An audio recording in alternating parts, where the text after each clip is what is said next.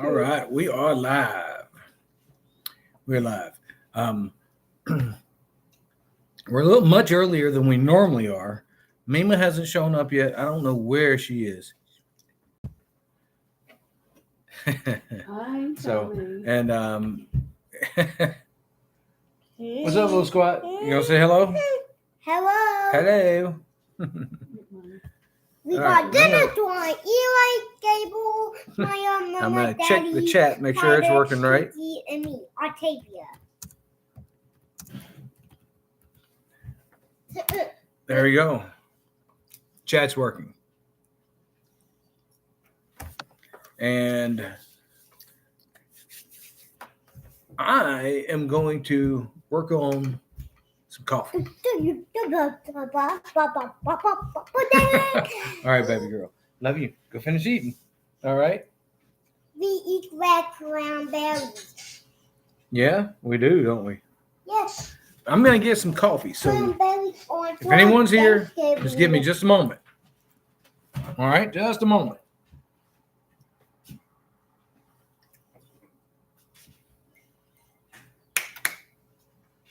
Can I get coffee too? Can you get coffee too? I guess you could. Like If you that, want it. you I could. do want it. You do want it. Oh, I still got my Dr. Pepper in mine. Mama, would you like for me to make some coffee for you as well? It's me, No? Dr. Okay. too. Whole pot. Dr. Two Pepper. You said you wanted coffee. Yes, I did. I never said I did. I didn't say anything. All right. So I'll be right back. You get one of those. Little one right there. Where my little ones?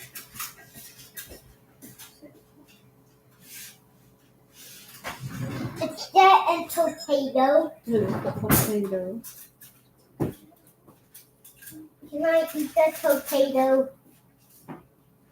Can I eat that potato? Yes, please do. Take. Get your take ready.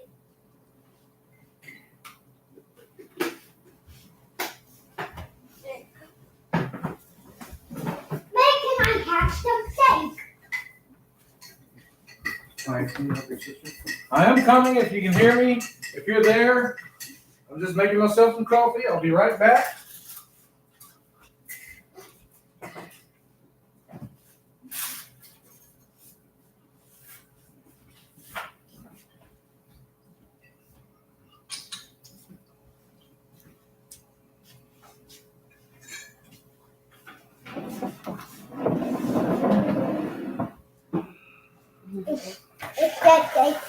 It's that mistake.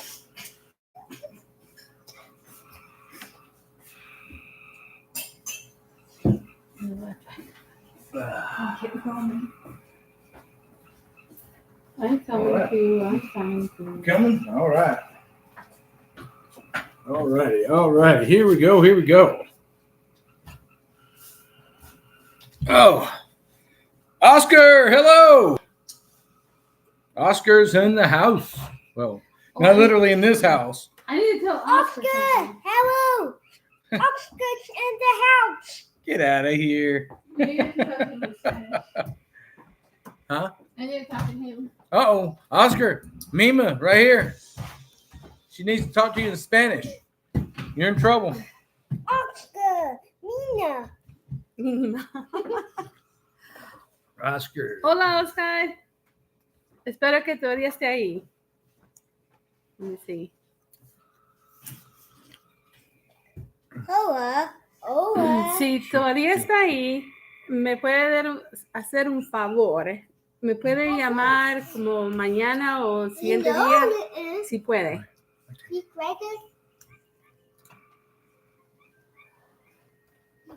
Maya.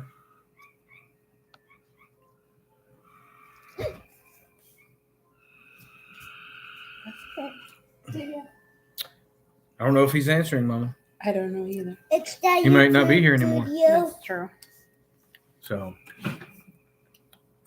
All right, baby girl. I love you. Scoot on over. It's YouTube Studio. All right. So, Oscar, are you still there? I may want to ask him. I did. I asked him. Well, it was down to 1 and now it's 2, so he may be here now. Oh. All right. If you're here, let us know. I'm looking up something.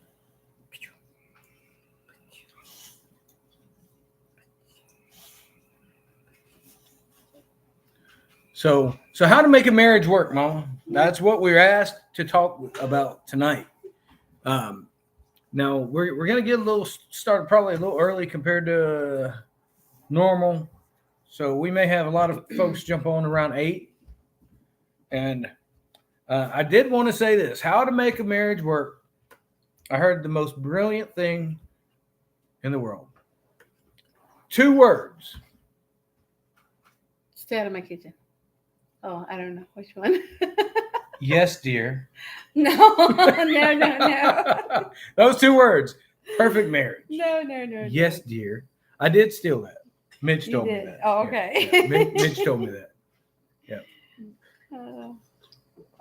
So, what have we learned in 25 years? Well, I was going to have notes. And you didn't? I didn't. I decided not to. I could have done it, and I kept fighting with it. Should I write this down? Shouldn't I? And I decided not to. I think, first off, we need to explain who we are a little bit. And, such as, we have been married for 25 years. We met in 1997, or did we meet in 96? 96. Well, we met the first time, then we met the second time. There's a story there. It's not a pop So, piano.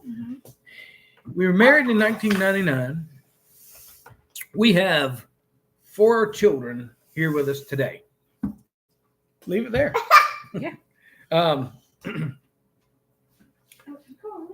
We and right now we have Octavia and Maya in here on top of us.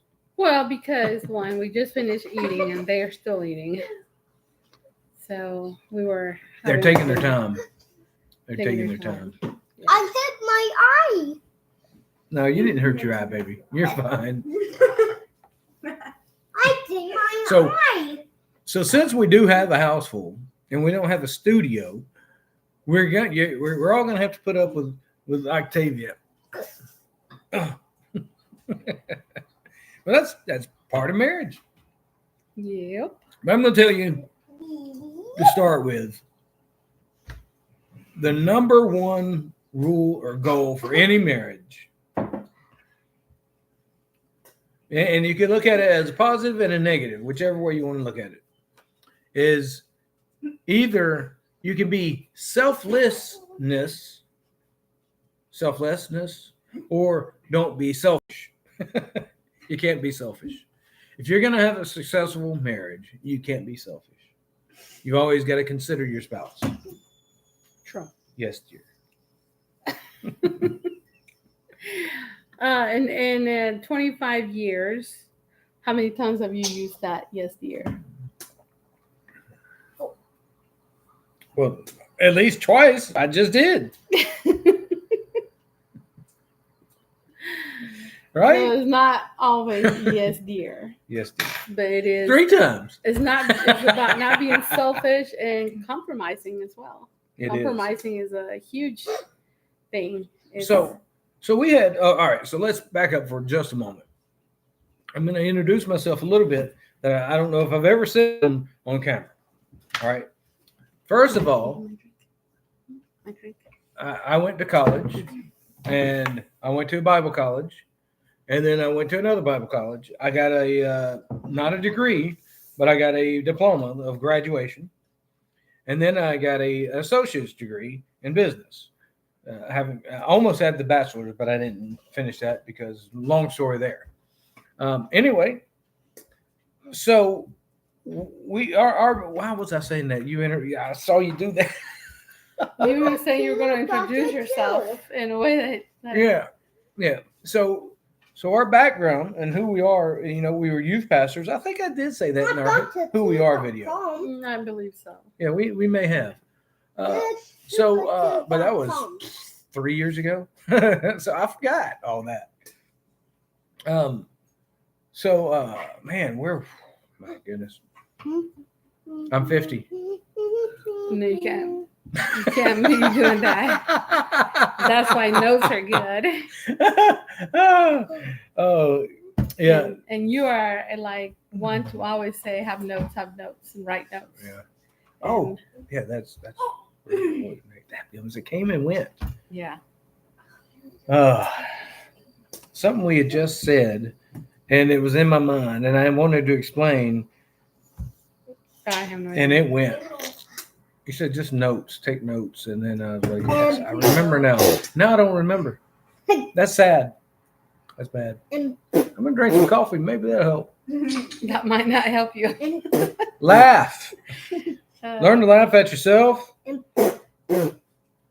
Laugh with each other. Laugh at each other. Laugh is not a bad thing. And that was it. We've been told that compromise is bad. You're taught compromise is bad in so many situations. And biblically, we're taught that compromise is bad in some situations. But we find that compromise is essential, right? What do you mean biblical? Well, some people have said that it's no okay. compromise. Well, you said biblical, and I'm like that. I don't remember. Yeah, not us. You didn't say it. No, but you said biblical, so I'm just trying to figure out where that says that, because. Well, we don't. That's what I said. We don't believe that. We believe in compromise. Well, you have to. I mean, if you don't, then you're going to be miserable, because it's just part of life. Is you not just compromising, but it's having to learn and think of the other person at all times.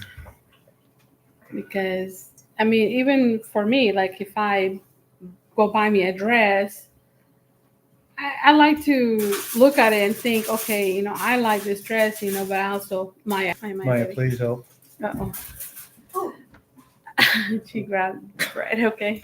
Sorry. We got a little little monkey crawling on stuff and grabbing. I like to buy a dress, but I also like to think that not just for myself. I like to still look nice for you. I want to buy something that I think you will like as well. So that's something that I think. And I just don't buy. I just wear what you buy me.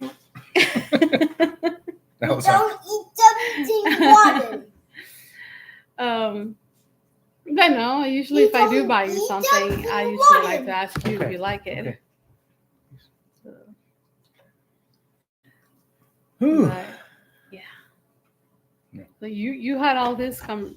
Oh yeah. Out, so we've got all kinds of things. Did that dog just lean against the table and push it? No, I tell you pulled it. Oh, she pulled it. I thought he laid on it and it pushed. Yeah. So yeah, I mean, we could. We won't have to struggle to find things to talk about. Communication. You talk about keys to a good marriage. I love you. Daddy, keys. Yes, Daddy, it's not a computer laptop. Yep, you're talking with your mouth full, baby. So, you talk about keys to good relationships or marriages, and obviously we've already talked about several. I mean, we just threw them out there. And one, compromise. One is be selfless or not selfish. A positive and a negative there, whichever way you want to look at it. Consider the other one, and another one is communication. And we can talk about more along these lines later on. We got 3 hours. No. No. Communication and all of this. I mean, there's so much. So communication. always communicating, always talking. We'll get in trouble probably if I had a job sometimes that it mattered if I was on the phone. We get in trouble if I was at work. Luckily, we've never had that issue. But communication, if you can't communicate your feelings, your emotions, your thoughts with each other, you're going to have problems. Period. All day long, every day. And excuse me. So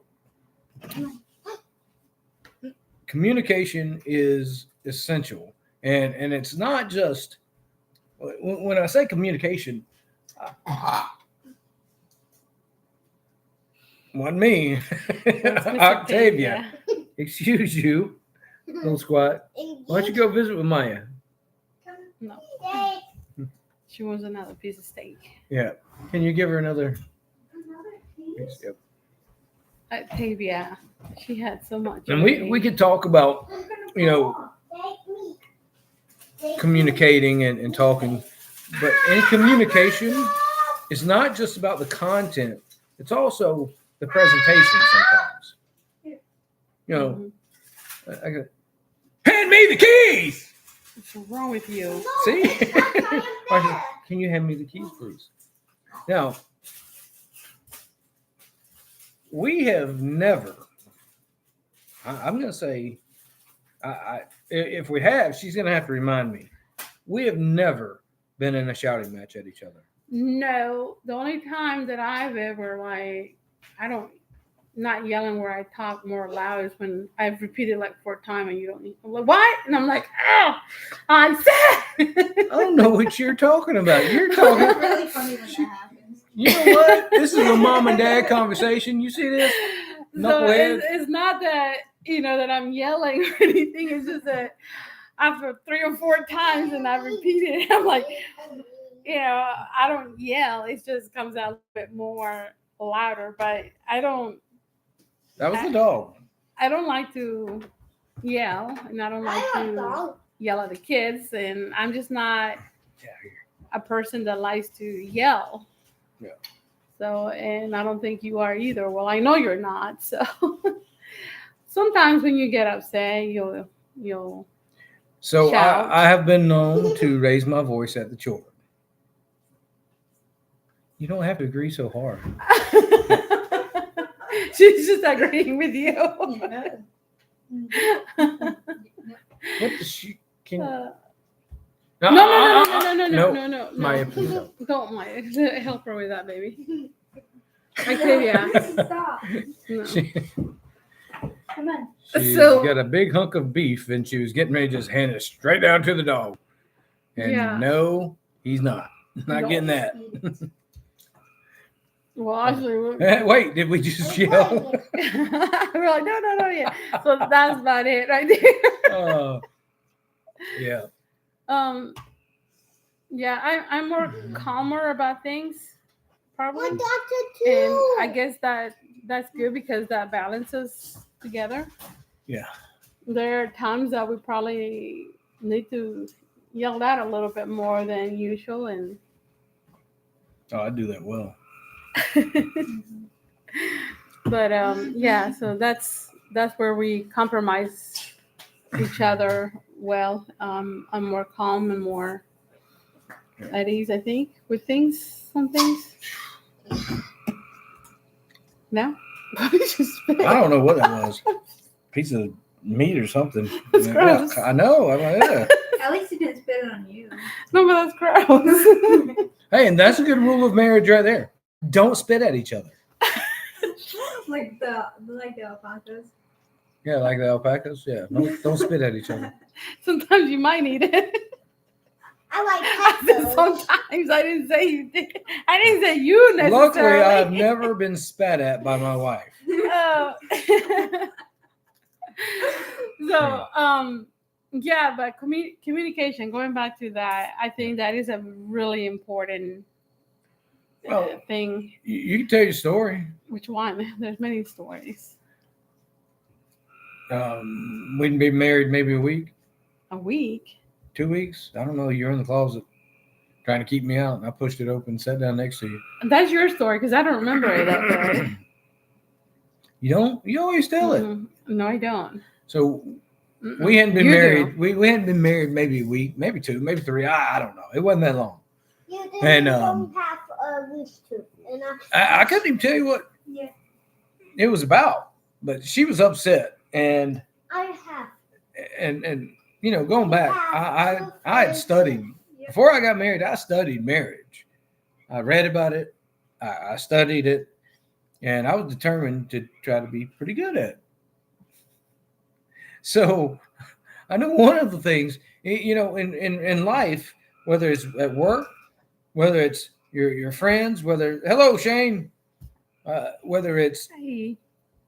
work, whether it's in relationship with your kids, your in-laws, your parents, your siblings, you know, communication is very, very, very important with coworkers, with any and everybody. I mean, it's a essential part of life, communication, and you know, so we got to a little bit of a argument, or I don't even know. She was upset at me. I might not even been upset. I don't was even like, remember what happened? this. I don't know, because that happened a few times when we first got married. It's like, what happened? I don't know.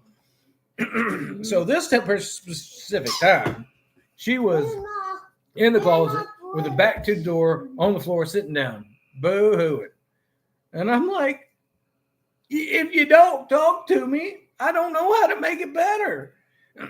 So me being me, I don't take, well, I take no when no is necessary, but when no is unnecessary, I don't take no very well. So I pushed the door open, and because she was still pushing on it, I let her close it back, and I sat down next to her in the closet. We're the only two that live in the place. It was an apartment, 1-bedroom apartment. We're in our apartment on the floor against the door, like we were keeping somebody else out. And I guess we did. We kept out everybody else. And I told her, baby, if you don't talk to me, we've got the only thing. Let me tell you, what's my go-to here? What I say? On which one? I probably said it then, and I probably said it many times after that. About communication. If you don't talk to me and let me know what you're feeling or what's going on, how can I help you? And how can I understand what's going on if you don't let me in what you're thinking or what you're feeling? And if this marriage is going to work, you have to talk to me. You have to. Yeah. You have to communicate. Yes. And I, little by little, I took the chisel to that shell and I chiseled away. It was still a very tiny shell that he took out, because if you've seen the videos from when we've shared a little bit here and there, I was adopted, so there were things when I was a child before I was adopted that happened. So trusting people was a little bit of an issue, because I always had a shield that I'm going to protect myself from being hurt. Mm-hmm. And, so when we got married, it was learning each other, learning to compromise, learning who he is. We already knew each other pretty good, I think, but it's nothing like when you're actually are living with that one person one-on-one. Yeah. So that actually answers, going into what she just said. We knew each other quite well. We spent, 1997, August of 1997, we started talking. We're a thing. Me and you, we're together. But the trick was, I was in Oklahoma and she was in Florida. Of course, we knew each other before then. I went back to school. Yes. So it's not like, well, we just met and dated. 1997, I don't think they had those apps, No. Maybe, but it wasn't for us. So we spent that first, from August until May, the first year, almost a year there, we spent talking on the phone. My phone bill was I had AT&T, then I had whoever else Was it was, that GTE, and then I had other ones in Southern Bell or whatever, because they kept sending me checks because my phone bill was whoop. I was working to pay phone bill. he And knew then we where it was. and I was writing too. I was writing Yeah. her letters. She's got a whole stack of stuff that I wrote. Yeah, So phone calls weren't free like they are now. no, there was long distance. It was one phone bill in particular. You showed me it was like 500 and something. I'm like, oh, I'm like Michael. I'm like, you can't do this. And I think I probably the next month changed services to get a better price, and then just kind of paid them off because I mean they were sending me checks to swap. Yeah. So, So I think the first time we met, I was 17. yes, Or was I 16? yes, and I was like 17. 15. No. So the first time we met, but we didn't like date or anything. But the first time that I remember meeting him, I was 17. But saying that we were together, it was August of '97. Yeah. And then we got engaged in December 25th, 1998. And we're married June 5th, 1999. Yeah. So in 1 month, we will be married 26 years. Yeah. Yeah. June 5th. But I remember one time in particular that I think it was that, the eggshell cracked a little bit, a lot more, was when we moved to Kentucky. And that was it was a hard time for us, learning to trust each other, probably more in learning to trust in the Father, because we do have faith and we believe, and so just the hardness of job and learning to trust each other and hard of not having bills. It was also the best time for us. We moved to Kentucky because we learned a lot about each other. But there was one in particular time that we had just moved to an apartment, and he just started working at Burger King, and I was moving, doing my normal thing, wife, I'm putting stuff away in the apartment, and Oh my God. I get this one box. I know what's coming. But it's very good though, because I get to this one box and I open this box and it's all this old stuff. I've seen it. I just never really paid attention to it. And I never asked him about it either. I just left it alone. And I'm looking through it, and I came to this high school yearbook, and I opened it, and the first page, is a letter from this girl that he dated. And I was just like, why? My Latino smoke came out everywhere. And when she wrote it, we were still together. So I start reading this, and I'm just like, in my mind, I'm like, did he say this because he still has feelings for her? Does this mean something for him? Is he still holding on that she'll come back? Just so many things came to my mind. And then I got my feelings hurt, and then I was just like, later. So that's like 7 years, 1993 to 2000. Yeah, go ahead. And he comes home. Mind. He comes home from work, and we were trying to make it, and I knew he was working hard. And he's like, "Hey, babe, how was your day?" And I'm like, "It's fine." What I do now? I was cold. I remember I was being pretty cold, and I'm like, "Dinner's there if you want it," And I don't know about that. More than likely, it was Burger King. I probably bought it home with me. No, it was a little bit. I remember I cooked something, and just nothing. And like later, he's like, "What's wrong?" I'm like, "Nothing. Just leave me alone." He's like, "Oh no.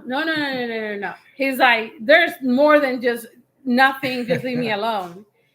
And he's like, you gotta talk to me. Something's going on. I'm like, nothing. I'm like, just go away. Just leave me alone. I said, I just need my time. And he's like, no. He's like, if we're gonna make this work, he goes, I need you to talk to me and tell me what is going on. What are you feeling? Tell me what's going on. So I first kind of like, do I tell him? And then I kind of just exploded and I threw the book and I'm like, here. I'm like, you want to know what's wrong? Here it is. I said, you're still holding on to this letter that this girl wrote to you when you were dating. I said, obviously you're holding on. He's like, what? He's like, what are you talking about? I'm like, your book, look at it. I said, you saved that letter, but obviously it means something to you because you're saving it. And he just starts laughing. And you know how annoying that is? I was just like, what, you think it's funny to you? I'm like, what is wrong with you? And I'm no different now than I was then. He's like, whoa. He's like, stop. He's like, stop it. He's like, first of all, you're mad at me for something that a girl wrote to me how many years ago? And he's like, this means nothing to me. And he like rips the book apart and throws it in the trash. And I'm like, oh, no. I was like, you shouldn't throw the book away. I'm like, you can't do that. Then I'm like, I don't even remember. So yeah, I was like, that no. part I don't remember. I'm like, no. I'm like, okay. I'm like, don't rip the book. I'm like, just that part. And he's like, nothing there meant nothing. He goes, that letter, whatever you read or whatever was said, he goes, it means nothing to me. He's like, it would have just been better if you would have talked to me than getting upset about it. Because I was like, that ruined my whole day. It really did. It ruined my whole entire day, thinking bad thoughts that he didn't even know what I was mad at him about. And he's like, no, he's like, we need to have communication. He's like, it's always been from day one, and I'll never forget this, when we got married and when we actually came home from our honeymoon, he held my hand and he goes, I don't know if you remember this, but he grabbed my hand and he goes, for this marriage to always work, he's like, we put the father first. He's the middleman in our marriage, and it's you and I. And so that, that really spoke a lot for me, just knowing that that's what it was. For me, that's what's worked, is that we've always put the father in the middle of our marriage. And one of the things that he threw at me that day when I was so upset about that book, that he goes, for this to work, because I was, before I was like, nothing, leave me alone. He's like, oh, no. He's like, we're going to get down to what's going on with it. He's like, the word says it. He starts pointing at scripture. I'm like, I don't care about the scriptures. I'm like, He's like, no. He's like, if you remember, we always said we're going to put him first in our marriage. Therefore, you're going to talk to me. You're going to communicate with me. And we're going to talk through this, because if you don't tell me what you're feeling, what's going on, he goes, I can't help you. He's like, and if you love me the way that I love you, then we are going to sit and we're going to talk. He's like, because he goes, I want this marriage to work. I don't want this marriage to fail. He's like, so we are going to talk. So yeah, that's my big story there. And what really helped me to break down those eggshells completely, because, and I'll be honest with you. Sound like I took a sledgehammer and stuff, hammer and chisel. I'll be honest with you. Another rough patch that we hit was, what is everybody saying? Hello. Philip Rogers, hola, como estás? You ain't Spanish, Philip. But hello, Philip. Thank you so much, buddy. Michael, we appreciate you, brother. Miguel. Hey. Tulip flowers. Everybody's late. Buddy. Y'all are late. I did 7:30. So yeah, that for me was really I love the food. So that there for me was a big crack there for me at church. Oh, I know. I told him that. Yeah, so she's giving me a lot of credit, and I appreciate it because I don't doubt anything she said. It's not credit; it's what I remember. Because I just don't always remember all of it. But it all sounds exactly like me. It does, and I do remember a lot of it, but not all of it. Yeah, I just know that for me that was, when he starts throwing scriptures and they all make sense. I didn't want to hear it at first, but it is still a learning process. Even after 25 years, I mean, I'm going to try to say it without crying because, it happened probably a few weeks ago. I've been just holding a lot of stuff in and not really talking about it. So it's okay, baby. I let you talk for a little while, then I'll go. Okay, all right, yeah. So yeah, we've gone through a lot, and you got to be there for each other, and communication is the key to that. In 2005, we got married in 1999, 99 to 2005, we had trouble getting pregnant. Yeah, we got pregnant. We lost him November 1st, 2005. And I held him in my hands as he died. It wasn't just a miscarriage of, blood and Alan. So, and, so it was tough times. We went through it again in 2006. We went through it again in 2007. We went through it again in 2008. All right. Now let's back up for a second. All those years leading up to that, we didn't make a lot of money. We had financial issues. And now we had children dying on us. I'd venture to say most marriages would have ended. I'm not going to let her leave me. So if we didn't communicate, and she didn't talk to me, and I didn't talk to her, and sometimes I had to pull a lot of it out of her, and that's true. Even during those times, I'm going to say something, but I had to stand up and be her husband, and be her man.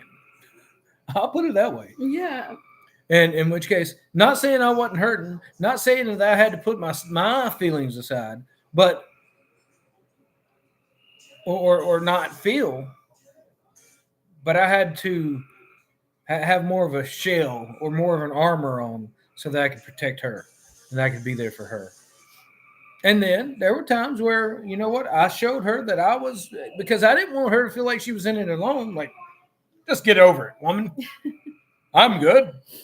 No, it wasn't about that. It was about sometimes I had to show her that, hey, yeah, I'm hurting too. And it's okay. It's okay to cry. It's okay to be upset. It's okay to be mad. It's okay. All of these feelings and emotions are acceptable.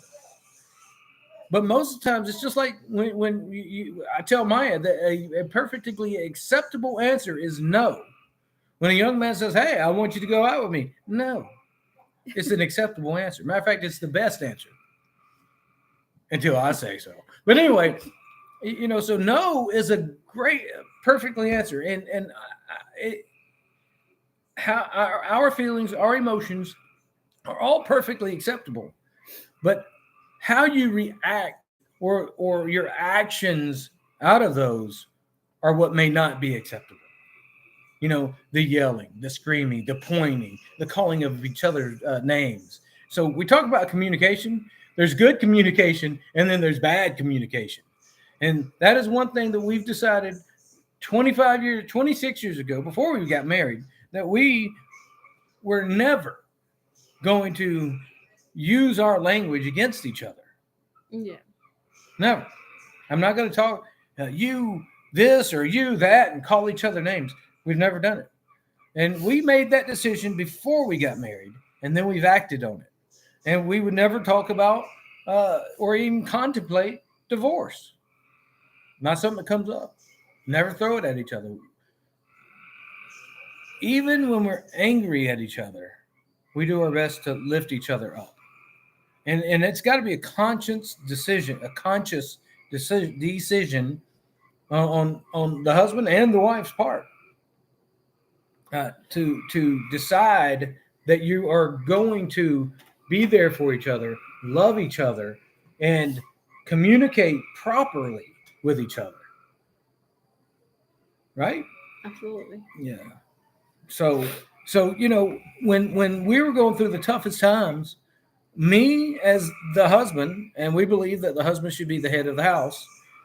However, not the one who has to dictate, but I'm to lead. If I'm going to lead, I've got to do it gentle. And I've got to say, and the best way to do it is by taking her hand in my hand, loving her the best possible way I can, and speaking loving to her, kind, gentle, caring, compassionate, empathetic, and when I do that, it's going to make my job easier, and it's going to make her happier, and she's going to respond well, and then I'm going to respond well to her. So yeah, let's go back up. We've got Philip. I love you guys. I got to run. I'll call you guys soon. Love you, Philip. Appreciate you, brother. Alan Dorton, O'Neill Dorton. You definitely were hurting too. I remember how both of you were broke my heart seeing y'all go through those times. Yep. It's so hard to imagine y'all ever angry at each other because you can just see y'all's love for each other. Yeah. Now there's been times where we've been mad at each other. That we'll get that out. I've been Spitfire mad at her, and she's been mad. How we though? Huh? How we been like angry? We've been mad at each other. Yeah. Yeah, absolutely. He In hurts 25 years, I guarantee It's you've been mainly mad at me me. because he hurts my feelings sometimes. I don't hurt her feelings. Yes. I caress her feelings. So yeah, I mean, mistakes are made. Absolutely. Yeah, mistakes are made, and it's what you do with those mistakes. So last few days, she hadn't been feeling the best. No, I'm not. I haven't, and that's where I was going. You know that even after 25 years, the past few weeks have been hard in keeping the thoughts in my head and not really sharing with him what I was feeling. That I honestly made myself sick because it was about Aura. Yeah. So she has not felt well. I shared with him earlier today. So yeah. And so July 28th, Aura would have been a year old. Yeah. In about 2 months, we should have a 1-year-old running around here, and we don't. And that hurts. Hurts bad. Yeah. And so she's been feeling it. Well, And she got sick. And then I had to cook. And then I got in trouble. I got in trouble because I fried fish last night. And it was everywhere. I thought I cleaned up too. So And I have been forbade to ever cook in her kitchen again. no, that's not the truth. I said not to fry fish anymore. That he can buy a frozen lasagna or something. And the fish was good. The fish was really good. First time I've ever fried fish inside. I've done it outside, but not inside. But I've been holding all those things in there and not really sharing with Michael. And it got so hard that I made myself sick. And so I finally, I'm like, hey, I say, Let's just. I mean, I'll just go and say it, and most folks would think that this is, and I knew it, and I knew it. I took her temperature; she was not running a fever, so when she wasn't running a fever, I knew it was more than just. There was something else going on. I didn't. Well, it was I didn't, hurting really bad. Yeah, and you had some But anyway, my bones really did hurt. yes, I that's what I was going. It's her My bones stomach were hurt. achy. She was having cold chills. I mean, she was mentally she was hurt, and It all boils down because we did have Aura cremated, and honestly I didn't know if I was being selfish by still having her ashes or finding it to just put them down. yeah. So the question has been whether or not we should do something with them, like go and maybe bury them or scatter them somewhere.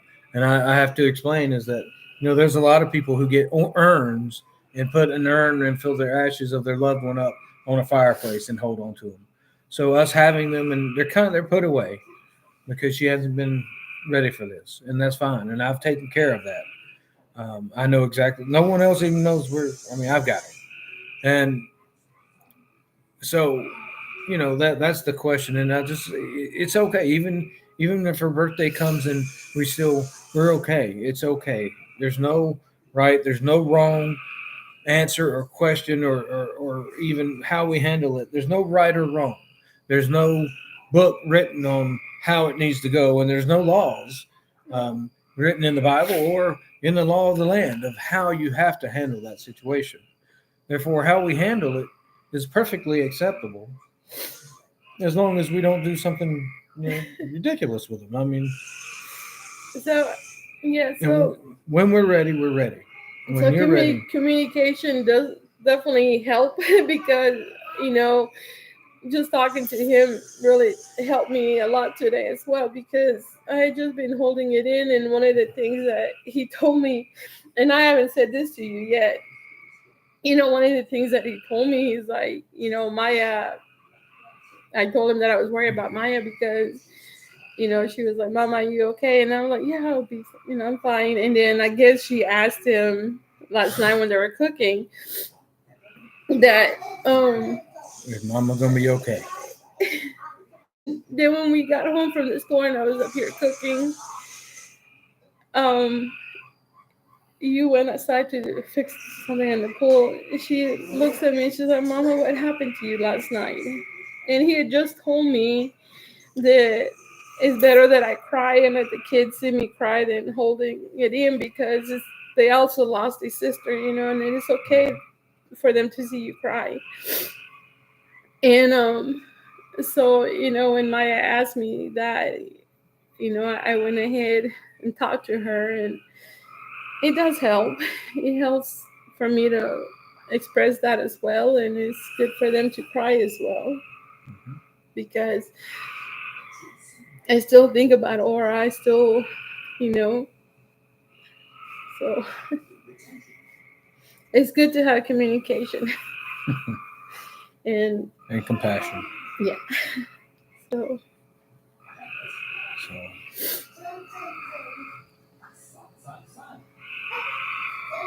I'm gonna change subject. And not just communication, but affection and loving touching. This right here, a hug, an arm around, a peck on the cheek. Affection, holding hands, appropriate touch goes a long way.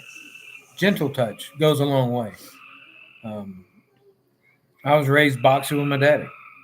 Me and him used to box. Me and my brother, my siblings, we used to shoot each other with BB guns and throw rocks at each other. We were roughnecks. AOD was the leader. Yeah. So, anyway, I was reading. Sorry. So I wasn't necessarily raised with a lot of affection. I guess Mama she did a little bit, but I don't remember a lot. And of course, I was always pushed away because I was like, ew, gross.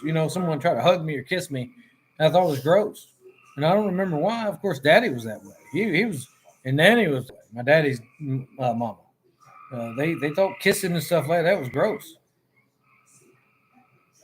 I was not. That was Tim. That was Donna was very much involved.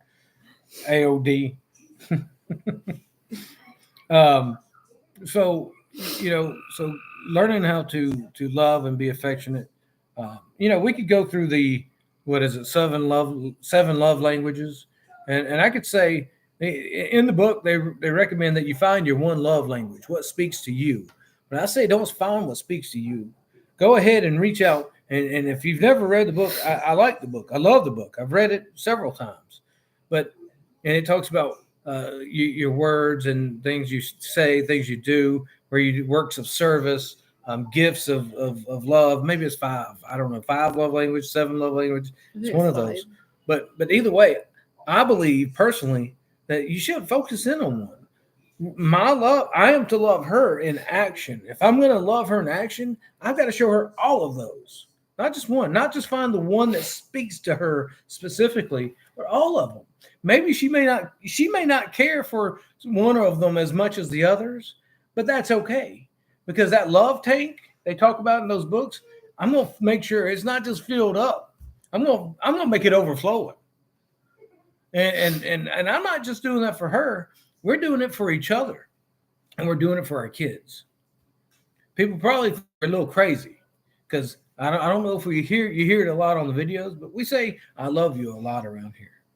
The kids do, we do, and it's not just words. I mean, you could think that the more you say it, it might just become mundane or it's just words.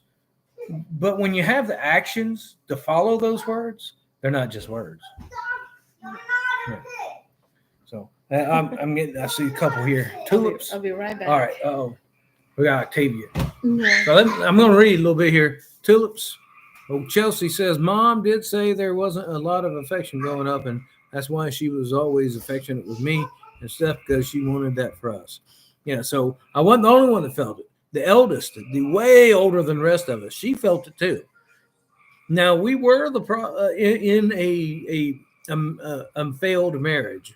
Our parents did divorce. I was 2 years old. Donna was like 29 or 30. And or maybe 12. I don't remember. It was something like that. I'm going to say 29 or 30.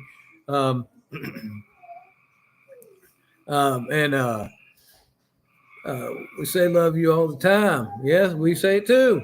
Just want my family, all of my family to know I love them. That's right. So, so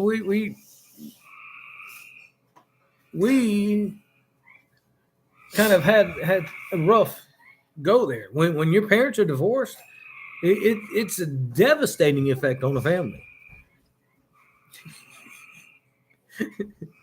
I said when Mom and Daddy divorced, I was like 2 and Donna was like 30. She said she was 12. So if she was 12, then that means she's 60 now, right? Because I'm 50. Yeah. Maybe they were separated. She said, wait, I was 21. You were 21? Yeah, you must have been 10 because I was 2. Or the divorce might have been finalized once, but they separated when I was 2. I always say that they were divorced at that point, but I don't know how long. Yeah. Do I need to close the window? I can hear them. Do y'all like the frogs chiming in? It's a love story. Just in the pool, you can see it. All the tadpoles everywhere. I can close the window if it's too loud. They're kind of loud for me. They're helping us with the they are loud. Let's see if I can close it. Let's see here. Wait for 2010. I help a little Yes, bit. we do. I love Chelsea. The frogs are Michael, fine. Now I feel bad. agree. I should leave that open a little bit. Okay. At 24 years old, divorce is hard on family. Yes. Even then, the frogs are fine. I try. There. Michael's mean. Meanie. I opened it back up. Yeah, I like it. I think he's funny. It reminds me of country living. It has been raining here a lot, Yeah. so I think it's frog mating season because it's awful. It was 2 years. Yep. Love the frogs. Frogs are cool. I like it. I mean, boys. I forgot the animals. That's where they go. Good job, boys. Appreciate you. boys going out to do the animals. It's kind of dark. We got tied up in this eating and cooking and everything, and we forgot to get them a light. So, and we got feed earlier for them, so they had to take off and go do the animals. And it's a little dark. But they've been doing great. I mean, tremendous. Eli's been doing his schoolwork in the evenings. Maybe not all of it, but he's been working ahead, and he's been going with me. And so let's go back for a second. I kind of, yes, I'm on camera, but that wasn't a joke. I say that quite often to them boys. I appreciate you, Yes. and I'm proud of He you. does. So words of affirmation.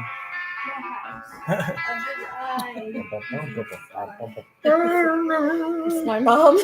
Sorry, guys. Nana's calling. Nana just doesn't understand what's going on. And anyway, that threw me off. So the boys they leave, and that's one thing we always try to do is talk positive towards each other. Now, I'm not always perfect. Don't get me wrong. I can yell, "Hey, hello there, Genesis." Genesis can attest. I can sometimes be a downright mean old meanie. You can say it too, Maya. But for the most part, words of affirmation, positively speaking to each other, not being just, "Oh, you're a raunchy, good for nothing," blah blah blah. I can't speak enough about that. But that's again communication, man. What we've been talking a lot about communication, haven't we? That is nuts. Yes, you do. I always hear you when you are there, which we will be there soon. And you're talking positive, right, Donna? Please clarify, Donna. AOD. Yeah, we know. So, just trying to be positive and speak good to each other, not down each other, not knock each other, and it's not just calling each other names or well, we call each other names, don't we? Yeah. I do. Come on, gorgeous. My favorite nickname for my wife is gorgeous. Whether you think she is or not, I don't care. Yeah, right. That's right. And Sometimes I don't feel gorgeous at all, and he calls me in those days, and I'm just like why? Yep. So what she calls me, I ain't gonna repeat. Really? I don't call you anything bad. Michael, what you gonna do? Get in here. Yes, dear. Yes, dear. See, I went back to it. Hey there. Oh, she's saying hey there, buddy. So. You're always beautiful. Thank you. Oh my goodness. That thank you so much. She wasn't here when you wrote that. Right? Yes, I was. I just got in here. She was talking to me. So all right. Now, where were we? Thank you, Chelsea. I already said thank you. She was talking to me. She was talking to me. See? Not you. Meaning? And you shouldn't want to be called beautiful. And why not?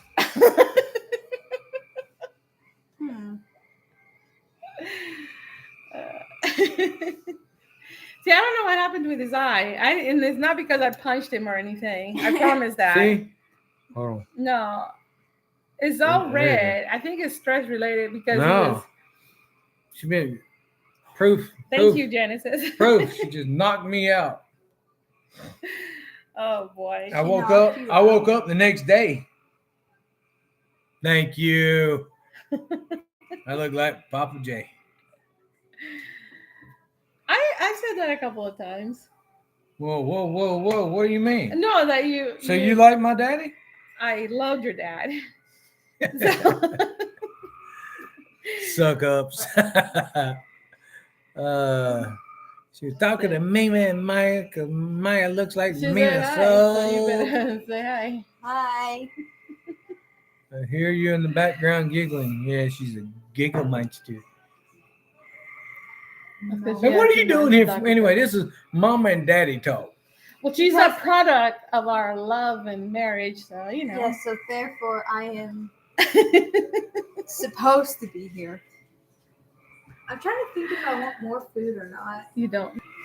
So, anyways, going back to what else do you want to say, or what are you talking about? You talking about the product of love and marriage? Isn't it? Yes. Okay, I is that think wrong? that- I'm sorry. I mean, if I was are we wrong. gonna get into that? No, We're talking about I'm good just marriage. saying Hey, I think talking about how to make a marriage work, that's important. it is important, but that's not why I'm bringing. Y'all ready it for up. that? No. Yeah, you may want to leave this part of the No, conversation, baby She girl. doesn't have to. So let's talk about it. Y'all ready? You just said those frogs in mating season out there. Yeah. And those tadpoles, anybody know what they look like? Maya, I love you, sweetheart. No thanks. All right, now let's talk. Y'all ready for Chelsea this? saying hi. Speaketh. Say hi. Ooh. Where? Right there, tulip flower. Oh, here? It Yeah. says Maya. I love you, sweet girl. Oh. All right, get out of here. Oh. We're about to talk nasty stuff. Say I love you back. You I love you. We're about to talk nasty stuff. Shoot. No, we're not. It's part of marriage. But we're not talking about anything like that. It's an important part of marriage. It is a very important part of marriage, but we're not talking about that. There, part of marriage too. What? go away. I'm going frog. Frog. Oh. Dreamland said hi, Maya. All right, good. Oh, Octavia said hi too. Boom, checka, chica, bow, wow, wow. All right, so yeah, we won't get into that, but hey, look, physical part of marriage and that relationship is very important. Very. And so if you don't get on the bike and try it out before you purchase it, oh, just kidding. No. No. But it is very important being intimate and loving and caring. And hey, look, fellas, all the other stuff I've been talking about goes a long way to once you get to the bedroom too. Because if you got her mad, it ain't gonna go well in the bedroom. I'm just saying. Right?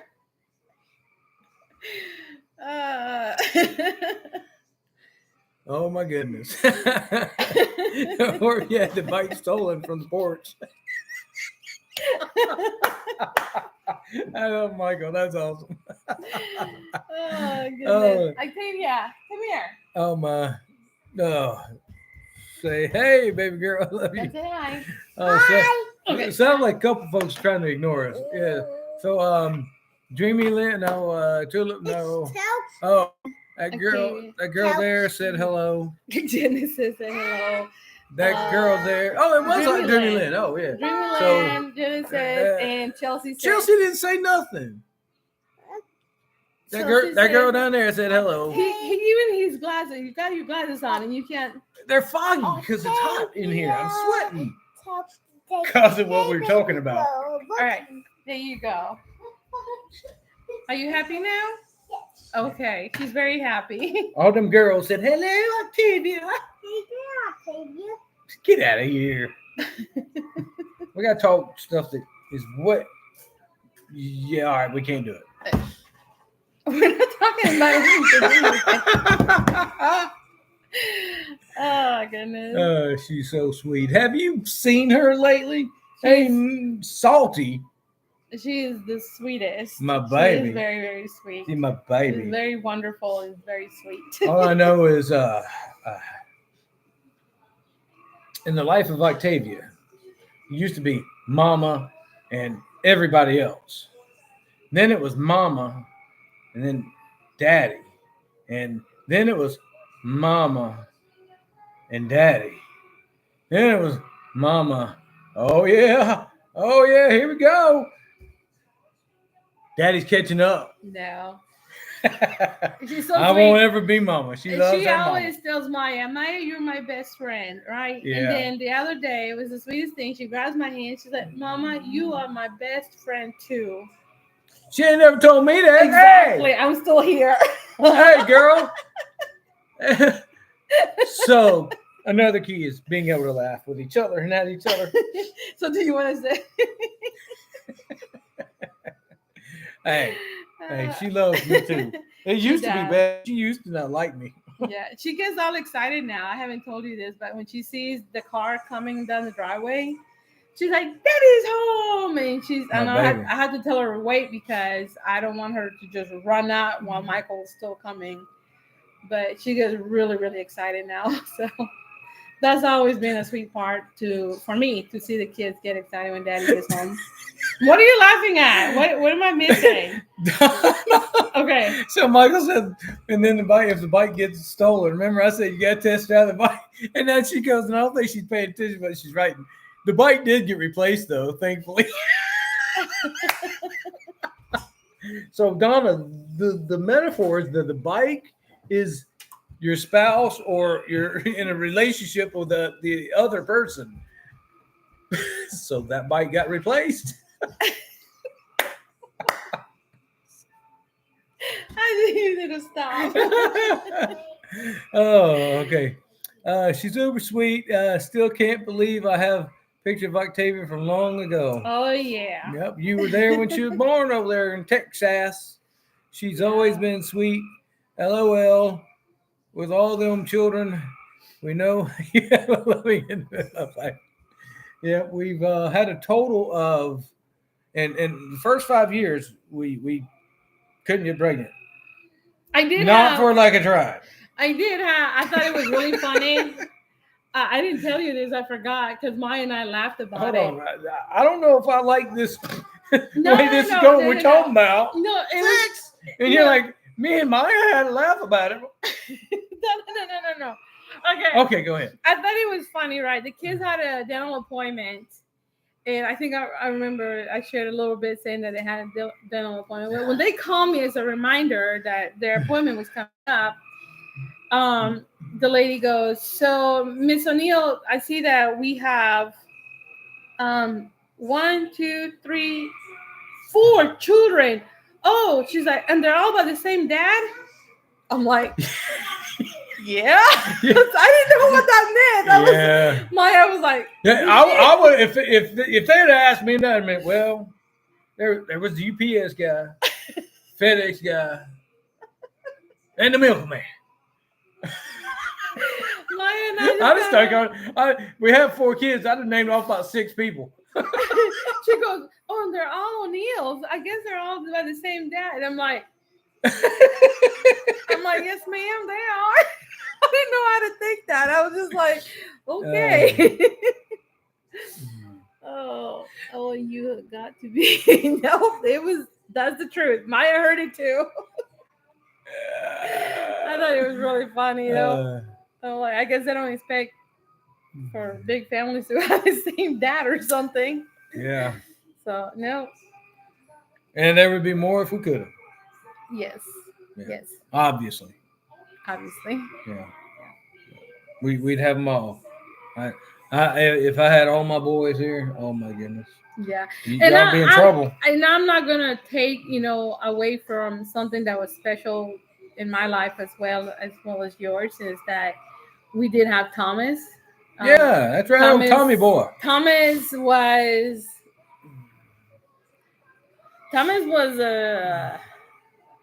really from the get-go of really first wanted to call me mama. So get go, not gecko. It sounded like you said gecko. From the gecko?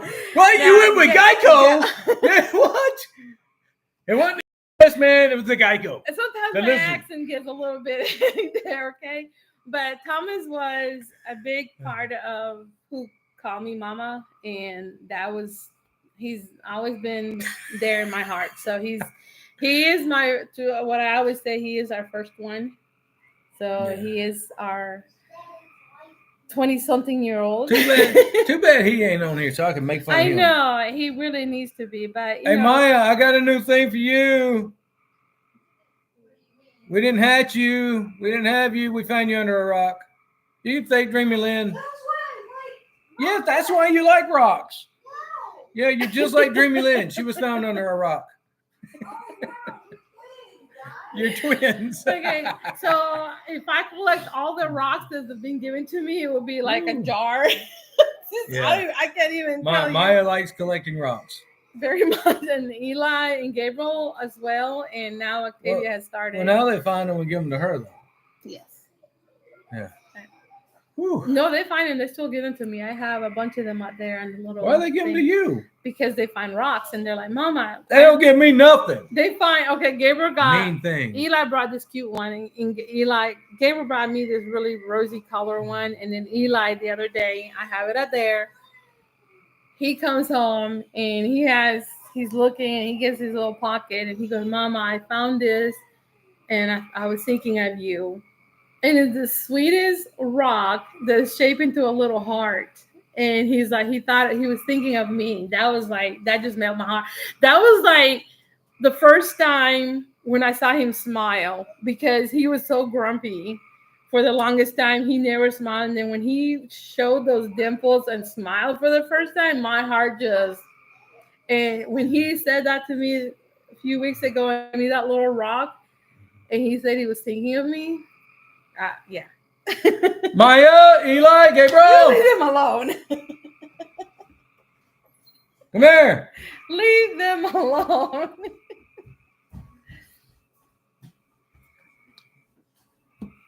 So, can you speak to everybody? Eli, are you here? Yes. Gabriel, are you here? Yes. All right, you're all here. Why in the world does Mama get rocks? Does Mama get flowers? Does Mama get all this love and attention, and I get nothing? You got a little boat that they work hard. Attention. That was for my birthday. Yeah, and I saved all their stuff that they give me. And all Hurtful. all the cards Right that here. they make for you, Right here. I save them for you. Where's my stuff? I take money. I take checks, credit cards. You see, you won't take rocks that we look and we're like, oh, I think Yeah, it's we all really throw them at nice you. to Get out of here. know. You do. You do a great job. Gabriel does too. They've been helping me a lot at work. So. Love y'all, kids.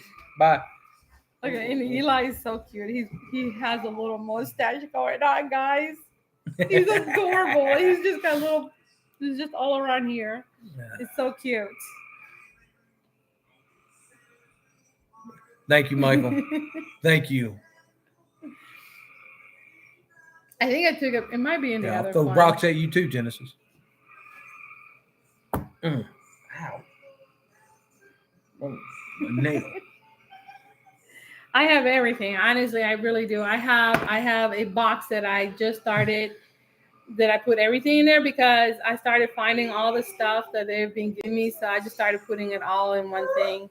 And I try to write what I remember. Even their teeth. They bring their teeth to me. Okay, Eli had the worst one. And I was just like, oh my, because he had a really bad cavity and it was loose and it looked so bad. It was so bad looking. And he goes, here you go, Mama. And I'm like, what do I do with it? Put it in. It was so bad. So he's there. I saved it. Yeah, they pulled them teeth and he got another loose one, and that's probably another the one. last one I think is. Yeah, that's what he said. Last one. Yeah. So yeah, I have all their good, pretty teeth, and I have all their ugly teeth that comes out, and yeah. I was trying to say. So Eli brings me. It's about a month or so ago. I'm telling you, it was the tiniest flower I've ever seen. You know, like I had actually put the phone and took a picture so I can zoom into it. It was so tiny, and he goes, I couldn't find any other flowers. If you know how Eli talks, I couldn't find any other flowers, so I brought this one to you. And I'm like, oh, it's so tiny and it's so cute. It was so little. It was like microscopic. Now what are you looking at? He's so bored talking that he's looking on Facebook. I'm advertising for us. Tell other folks to come on Facebook. We're live on Oh goodness. Homestead, Mississippi. He said, "Wow."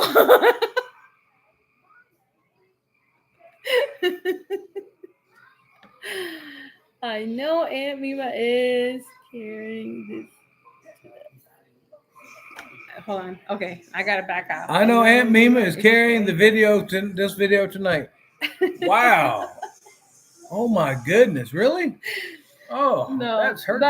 but what else do we need to talk about? Nothing. Ain't nothing. You'll be okay. I promise. No. You'll be fine. I feel all the rocks and stones. I love you. Oh, okay. That's it. So, attraction is another thing that you need to absolutely have because Wow. it doesn't Hold on. always. Where's this going? Well, You saying you need attraction because you ain't got it? no. It's just because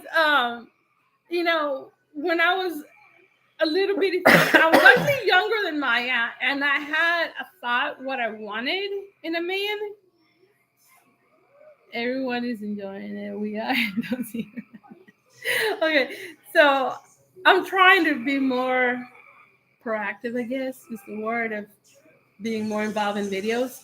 So going back when we first met, not the very first time, because the very first time I really didn't think anything about it because I wasn't even sure if I was ever going to see you again, because that was just beyond how we first time that we met. You want me to tell it?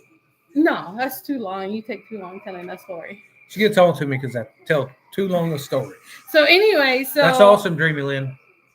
Okay. The great grand on the way soon. Oh, that's wonderful. Yeah, we have one, but we haven't met him yet. And that's from Thomas, a grandbaby. Oh, I thought you said talking about great grand. No, grand. She said 11 grands, one I great know, grand but coming. we haven't met ours. That's really, congratulations, that's for sure. Oh, about 2 weeks soon. Oh, that's gonna be wonderful. So yeah, when when you're a kid, you have thoughts in your mind of what you think you want to marry, and not really knowing what you need in your life. And I've told people this before. In my mind, I had a guy that was going to be tall, a guy that was going to have long, curly blonde hair, and he was going to be from Australia, and he was going to have that really cool accent. He was going to have a really cool accent. And, I kind of kept that for a long time, just kind of like that in my mind. And that when I first met Michael, I really just didn't, I was blinded. I did not want to even think about it. She saw me. She's like, no, just wait where I'm getting with this, okay? And,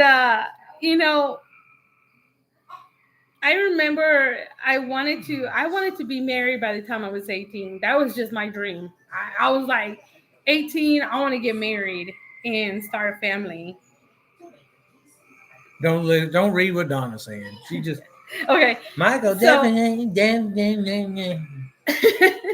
So, it wasn't an attraction at first with him. But it was an attraction after I saw him. We were at the beach and he took his shirt off, and it was a very, very, very attractive body, and still is. And we're a little chunkier now. Hey! I said we. I didn't just say yeah. I said we. That's all muscle.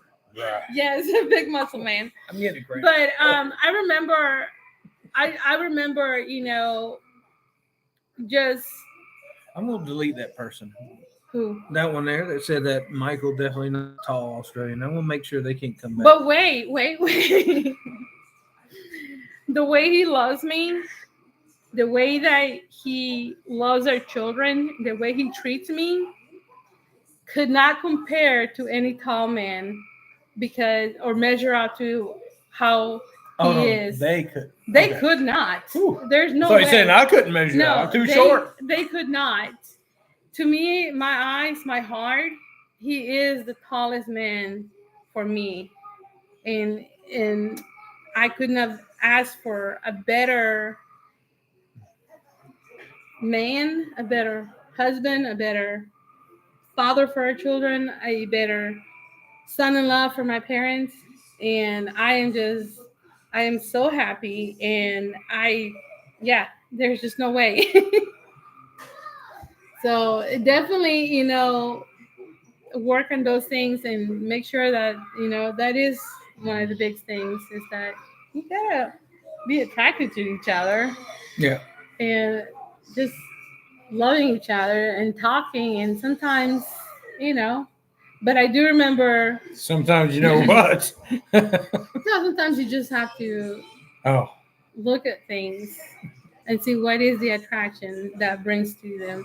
I know for me, I had been praying, and I remember just like we are talking, I remember our voice telling me, the Father saying, I am giving you what I know you need in your life.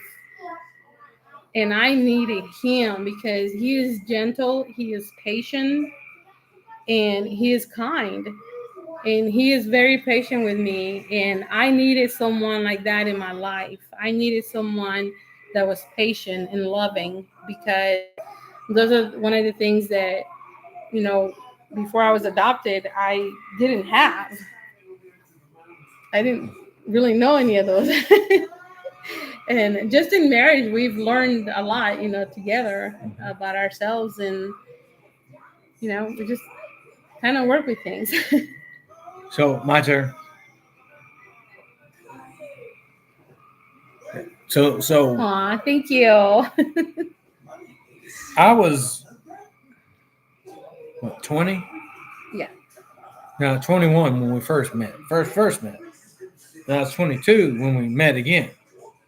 And the first time we met, I was youth pastor, and she was in a youth group. I think we talked about this before. Yeah, but I'm going to explain a little more. So, yeah, there wasn't an attraction because I wasn't looking.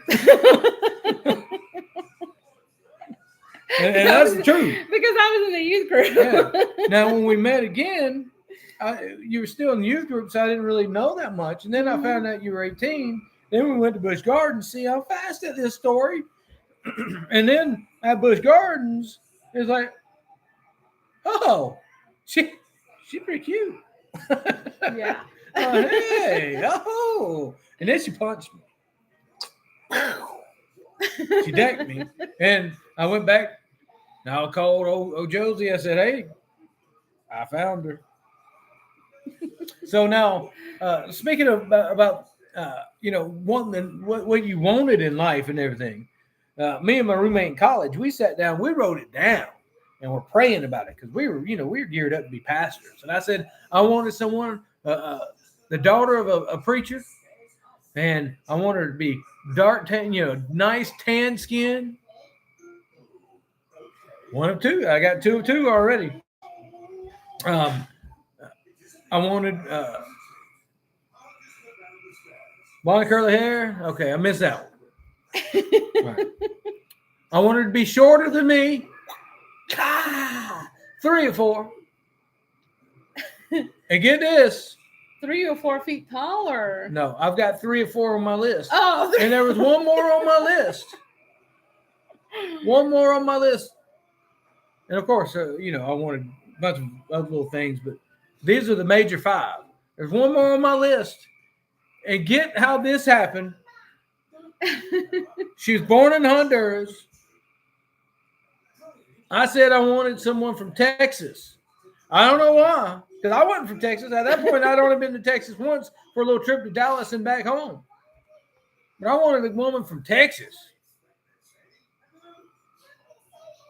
She was adopted, and her birth certificate said Texas. So I almost got everything I wanted. Yeah.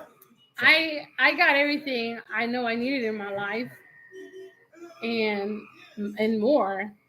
But society teaches that we want, or tells us that we want a certain thing in our life or a certain look, so we look for those things instead of what we need in our lives, what we need it, So I really wasn't taught to look at anything else. I wasn't even. I just know that my dad had different standards, and we're not going to go in what he thought I should married or not married. But he had specific of what she wasn't gonna marry. Yeah, let's just put it that way. And so I mine. I'm just going to look for someone who looks this way, a certain way, because that's really what society tells us.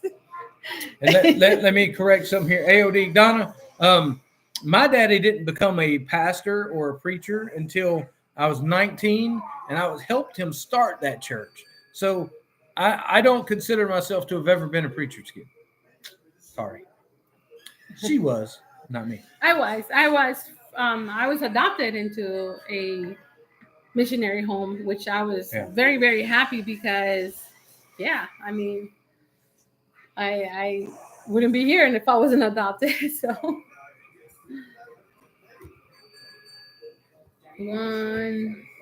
what are you done? I gave Michael punctuation. He said punctuation, please. So I gave him some. You one. didn't grow up a preacher's kid? Oh. No, I did not.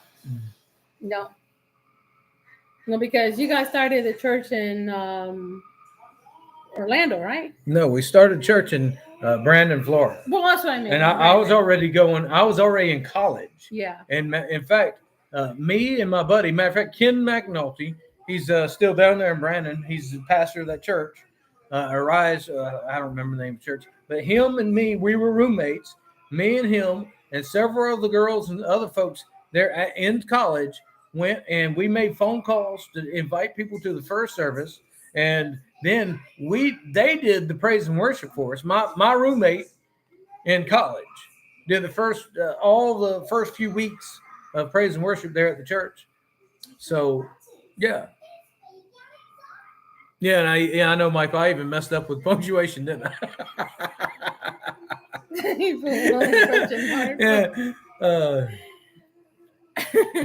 And yes, Uncle Tim, if you're watching, you fit the bill. Rise a preacher's kid. No, we fit the bill when we were growing up as rambunctious, rebellious, just hellions. That's what we were. We weren't preacher's kids. Our dad did take us to church every other Sunday when he had us. Of course, I was the only one who went every other weekend. The others all skipped from time to time. Not me. Never missed a weekend with him. My siblings did. But anyway. And truth. See, that's right. Truth. Yeah. And it shows, that I spent a lot of time with my daddy. So, man, where were we? Talking about marriage. Yeah, marriage. We've talked a lot about it. There's a lot to talk about. There really is. There's so many depths and so many layers to what a real marriage. Yeah. And one that everybody always says, because it is important, is honesty. Oh, yes. Yeah, it's honesty. Be honest. Don't keep secrets, because they're just not good. So just be honest with each other. You and my thing is never complain about your husband to your mom. If you want your mom to like your husband, never complain. Well, not just that. Wait, whoa. Great point. Something though I was going to make notes of that I didn't. Great point. Okay, so yes, faithfulness is important. Here's the thing. I'll ask my sister. I'll ask my niece. I'll ask my nephew-in-law. My nephew. I apologize, Michael. I'll ask my nephew, who I spend a lot of time in cars with and driving back and forth to work and stuff. Has any of you ever heard me complain or say anything negative about my wife to you? Or vice versa, her about me to you? ever. Yes. Wow. And I can guarantee you, my parents never heard a peep out of me, nor have her parents ever heard a peep out of her. My friends have never heard out of your turn. Your friends? No, I can't speak for you. You gotta tell me. Yeah. I haven't. Yeah. I don't. I guess that's one of the things is that it's good to have communication, because if I have a problem with him, I just talk to him about it. And it's over. And it's over. Then either I fix it or you fix it. Like there's a couple of times he's hurt my feeling, and I want to like just hold on to it, and then I just kind of leave him alone. And then he's like, "What's wrong?" I'm like, "Well, you hurt my feelings, and because you did this or you did that, and you shouldn't have done that." 99.999.9.9% of the times, she has misunderstood. Michael O'Neill. 8 out of 10. Michael O'Neill. 7 out of 10? Most times she's messed up. Not me. Okay. He's always wondering, I don't beat you. What's wrong with you? That's the way the dogs do around here. You go to pet them and they're like, I didn't beat you. Uh-oh. Here comes trouble. What happened? I want water. She's You want thirsty. Maya. I'll get you some water. Right All there. right. I can't stand my in-laws, so I ain't saying nothing to them. Is that Michael? Yes. Yes. So, Michael, you bad. You worse than I am.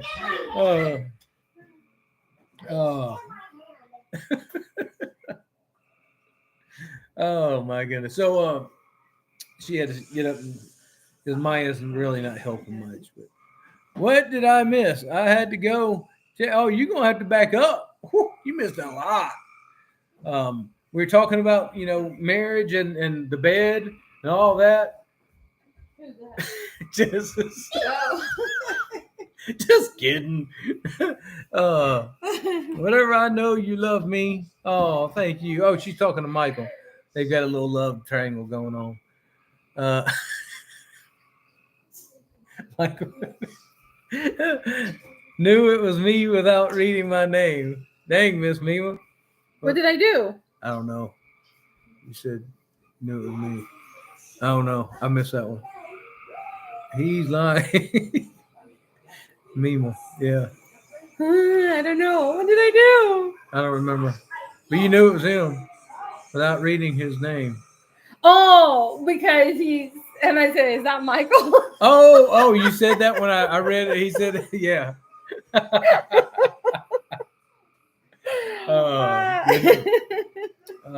Goodness. Oh, so, all right. Yeah. So you don't complain about each other. Yeah. Zip those lips. And that's, now we're talking about not selfishness or selflessness, but that is self-control. If you got to complain about your spouse, complain to them. And just sit down and say, listen, I got a problem. We got to talk. Yes. And that is something that I've, when we first got married, it's something that I had to learn very much. It was to trust in him, to talk to him. Mm-hmm. Because like I said, that's one of the hardest things that it was for me is trusting people. Mm-hmm. And sometimes when we've been hurt in time, that becomes difficult. And for me, it was. And, the more I talk to him, the more I have trust in him. And that's being able, and all of that is trusting. A marriage is all about trust, trusting in each other. And you know what happens when you take your problems to your mom or dad or an aunt and uncle or a friend about your spouse? It breeds resentment from them. Now they're going to be upset with them too because they've hurt their daughter, they've hurt their son, they've hurt their friend, they've hurt their nephew or their niece. Yes. So that just breeds resentment from them when they're going to be angry. Where you, as the spouse, you may be loving and forgiving and move on and forget about what happened. But in 6 more months later, they're still going to remember it. And they're going to be still upset about it.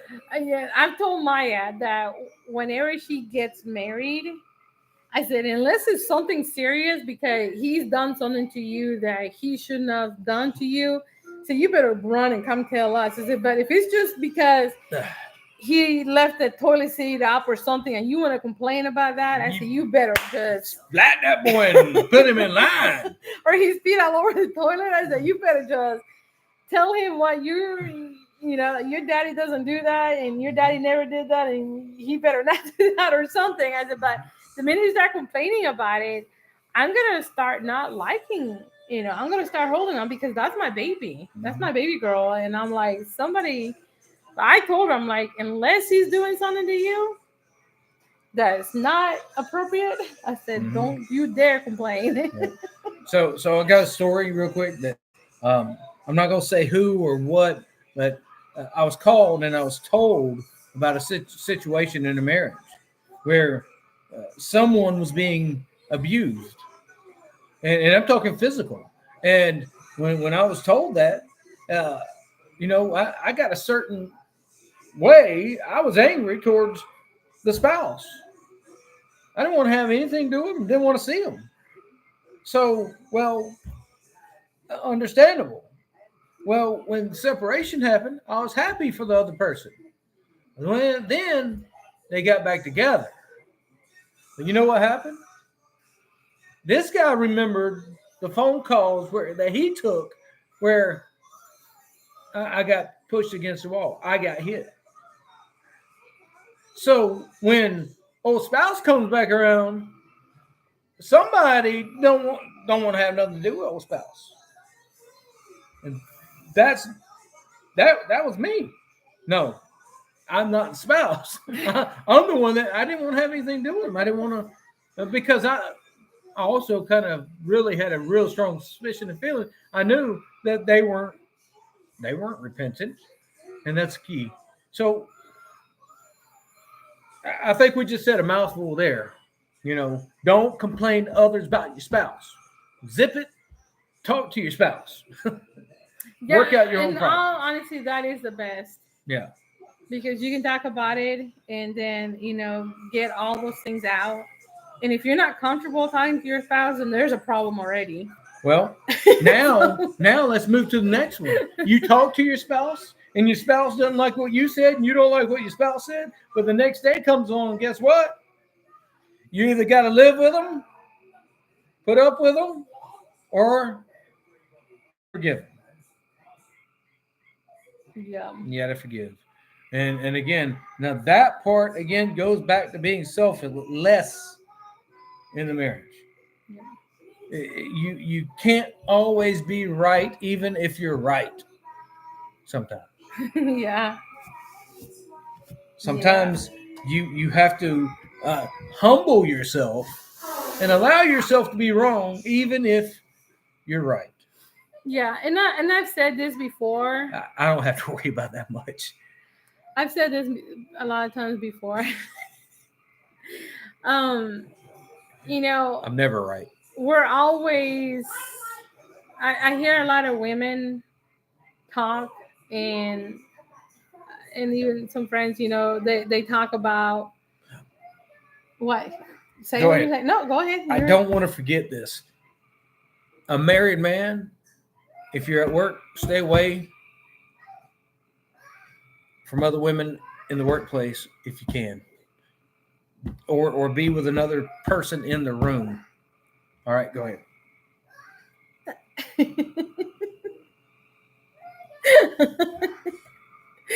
Yes, absolutely. I was gonna forget it if I didn't say it. Yeah, and then we've talked about that too. But one of the things that I always tell my friends or family, whatever, and it's that because I always hear, I'm just praying, oh God, please change him. I need this, and I need God to change him. And it's that sometimes we women are, I'm speaking for women. Sometimes we need to pray that the Father changes us. I always pray. It's same, man and woman, both ways. I always pray that the Father, I said, Father, help me to be the wife and the mother and the daughter that I need to be for Michael. as a wife, help me to be the mother that I need to be for my children, and help me to be the daughter that I need to be for my parents. And if we pray that prayer for ourselves, until instead of always wanting God or Yahweh to change that other person, is that maybe we need the change in us. We need to look at ourselves. We need to see what we need to change to help better that other person, instead of always looking at their faults and what we think is their faults. Maybe they're just having a bad day or something. But I always find it more, for me, more pleasing that I pray for me and how my heart can be changed to be able to be the wife that I need to be for Michael. And so that's my one thing that I probably will tell people, is to always look through what you can change for yourself, not how you can change another person, but maybe how you can change and how you can be different. It'll change their attitude and who they are a little different. But Then sometimes you run into somebody like me and you can't change them.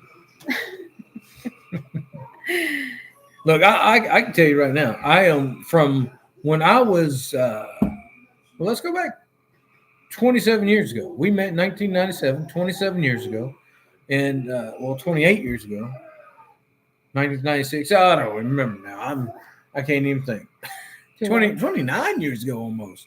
In 1996, the first time we met, that's almost 29 years ago. Yeah, that's... I can guarantee you, I am a different person now than I was then. Not totally. I mean, my heart is the same, but a lot of my actions and things I say and how I handle things are different. I mean, that's just learning and growing and using wisdom and knowledge and experience. Well, one of the things that you've told me that, and I can see where we've grown up and we've changed, but you said, when you were younger and you lived in Oklahoma, that driving was one of the things that you would speed up like crazy. And now you look at your life and you see what you have, that you value what you have, and you don't want to speed and be in a rush, like, because Beer dear. So that's what I, Yeah. I don't know. Well, you have more mild temperament now. I'm, well, maybe. I might be. I'm more outgoing, and I was pretty shy growing up. Your mama can testify to that. Reed, you weren't as quick and angry over things you did when you were younger. I'm not. I personally, I feel like I am. I hate to say it. He is, and be bad sometimes. I am like, stop it, hold on, don't act like that. There's times that how he says things, it can set off people really bad. And I tell him, I say, it's not what you said, but it's how you said it that makes people feel like they're either dumb, and it's a word I don't like using, but a lot of people do it. I don't use it in my home. I don't like the word stupid. I said, but sometimes the way you say things, it has that vibe. And I agree with her. I do that. Now, I've got some things that I am working on. And see, this is actually us talking about real life situation with me, a problem I have. And that is sometimes, people might do or say or mainly do something that's stupid, and it just sets me off sometimes. And sometimes that's stupid. It's hard to think of you as shy. Yeah, I don't see. It had to have been before I met him. Donna, speak to it. Was I ever shy? You know, quick. So Donna can testify. I was a little shy thing. I was. Yeah. But the one thing I remind him sometimes, a lot of times, is sometimes it's the way we talk to our children. I tell him, I said, don't forget how hard we were to have what we have, I said, so why ruin their? You know, I've told you that. Don't act like. Why'd you tell me that? I don't know why you tell me that. I'm never mean to our babies. Not that My you're babies. mean, it's how you say things. I always say really nice things to them. Michael O'Neill. Oh. What was that? Oh, but go What? put deodorant on. What was that she did? She said She no. said, "Eh." No, Oh, I didn't thought say. she was screaming no, No. at me. I Did y'all don't hear remember Maya? you being all that shy, but I always saw you as my little brother that was always into something. Me? No, Marsha, now Marsha. That was Tim that was always into something, not me. Marsha has told me how shy you were. Yeah, I was quiet. I promise you. Yeah, you're. I had very few friends. I mean, I had friends, and I had plenty of friends. But Donna, when do you remember me ever going to their houses or spending the night at friends' houses or any of that stuff? I didn't get invited to many parties because I wasn't outgoing. I was a quiet guy. I really was. And when it came talking to girls, I was really tired. I got lucky that she asked me to marry her. Not true. You're right behind him, and you were right behind him. No. No. Yeah. No, Donna. I can promise you, Donna. There's a lot that you're not remembering. Yeah. Oh, I did want to say something, because I think it's very important. And wait, you ready? You weren't shy when I first. Yeah, by then I changed. Well, yeah, that's what I said. I don't remember you being shy when we met. As a kid, I was quiet, and as a teen, I was pretty shy still too. Well, I don't know. Yes, Dreamland, I agree. I think I was getting a message, but I wasn't. Good. So, one of the things that I'll have to say is, when you're angry with your spouse, if you're upset, is step back a little bit, because when you say things out of anger, Bite tongue. It is something that's gonna hurt the other person, and it can actually hurt your marriage too.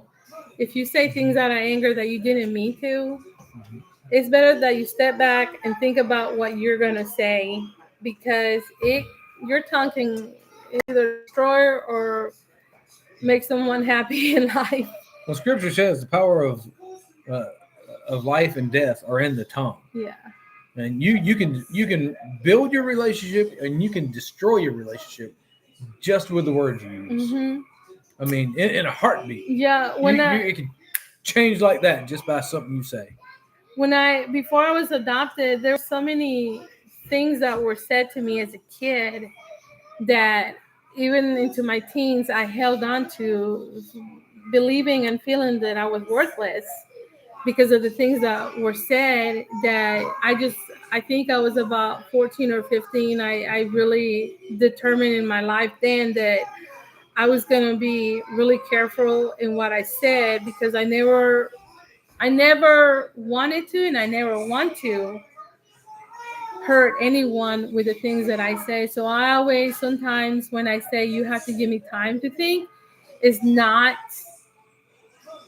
because I'm just trying to be rude, and it's just because I have to process what's going on in my head, and I don't want to say anything that's going to hurt our relationship or hurt you.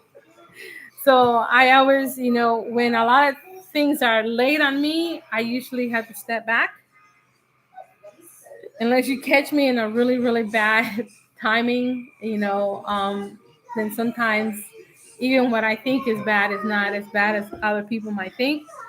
But for me, I just prefer to step back and to really think of what I'm going to say, because I just never want to hurt anyone with my words. Can't see our own faults and grow and better ourselves. We can't expect that from others. So I do try to get myself and make changes I need first. It's not as easy. That's right. Yeah. It takes discipline. It does. And so all of this that we've talked about tonight takes discipline, commitment, And is there any more? Strength, I think. Strength. Yeah, you got to have a certain strength in yourself. Yeah, a self. Yeah. You know, a good self. What's the word I'm looking for? I don't know. Yeah, self-esteem. You know, a fairly decent self-esteem for yourself. If you don't have that worked out within yourself, and you take a lot of baggage and a lot of problems into a marriage, and then you complain and you nick and you neck, and then you go to others and complain and let them talk to you about stuff, you're doomed for trouble. You know, if you have that self-worth isn't up to, and you bring in someone else, it's doomed.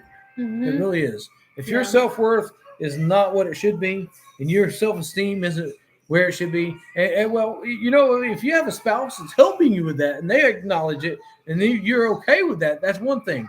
But if you're kind of hidden it and you're not communicating and you're not, you know, all the stuff we've been talking about, and then you go back and you start communicating with other people about stuff, you're in trouble. Yeah. You're in trouble. She okay? Oh goodness. So, all right, control. Yes, self-control is a very huge one. Yes, we always option to step back and think, and that's one that I've had to. Hey, let's get real here in the last few years. That's one that I'm having to try to work at. Step back, think. Yeah, you know, and sometimes I just can't. Sometimes he can, and I'm always like, babe. I am getting better at it, though. He is getting a lot better. Yep. And you've always said communication is key. That's what I keep in mind. That's right. Communicate. That And is listening is a huge part of communication. Absolutely.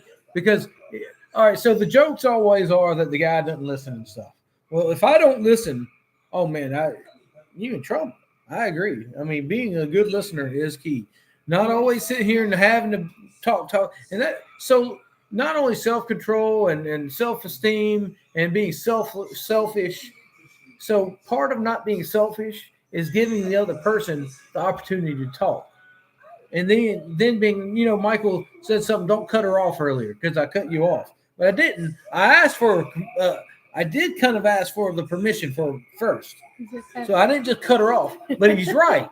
Cutting her off would have been rude and it would have been selfish because I got to get my point out. And I got to, you know, that's part of it too, is acknowledging that the other person has something to say and listening. Key, very huge key, listening before you respond and listening to respond, not, we always talk about it. We know that person that isn't listening, but they're just thinking about what they can say next rather than listening to what you're saying. They've already know what you're saying, even though they haven't listened to you, and they always, you know what I'm saying? Yes. No, I don't think he thought you were being mean. No, you weren't being mean. Michael, you're No. Mike. We're good. Don't worry about that. I'll knock you out next time I see you anyway. Just like last time you were here. Yeah. You're lucky I didn't get that on video, pal. No, and like yesterday. Okay, I did tell him the fish was wonderful. It's just that I didn't see the kitchen until I cleaned the kitchen. And then I got roasted about it. I'm like, what are you talking about? It was up here. It was on the refrigerator. What are you talking about? Wait a minute, guys. How many dishes does it take to fry fish and grits? Well, the whole kitchen was a mess. It was not. It wasn't all for me, though. I used only one pan for the frying. And how many dishes do egg and flour? I did the one. I used a paper plate for the flour, and I used a bowl for the egg. I don't know. It. Well, there was grease everywhere, guys. My stove. It was good. Okay. Okay. So I think it was that Was it not Monday morning? Was it yesterday morning or no Wednesday? I think it was Monday or Sunday or I don't know. Maybe it was just Friday. I cleaned the hood, because I don't like the grease or anything. So I cleaned that hood, the vent hood, and I cleaned it all nice and shiny. And then this morning I was like, ah! It was bad. Not that bad. Michael O'Neill. I don't know how it could. I kept it on low. So the first time it was kind of hot and it burned, and I had to pour that oil out because it was all then black. he used one of my big. Y'all know what a perfect part of being married. What? Were you saying something? You just cut me like Michael said. You are. He used one of my mason jars to put nasty grease, fish grease, in one of my nice. You're so funny. That's important in marriage too, ain't it? It's very important. No, so I was like, okay. I enjoyed the fish. It was very wonderful that he cooked. He had worked very hard all day yesterday. He was gone all day. I already shared what was going on with me. I was in the couch and I was hurting and whatever. And he came home. He took care of stuff. He did the food and everything. And Maya cooked the grits. That's where all the stuff came from. Probably. Maya and the grits. Not me and Fran. I just thought it was kind of funny. I actually laughed about it because I was like, how in the world do you create all this mess? You laughed about it. Hey, babe. Okay, I'm sorry. Yes, dear. Now you're being dramatic. Oh. Now he's being really dramatic. So I just kind of stepped back, See, Michael loves food.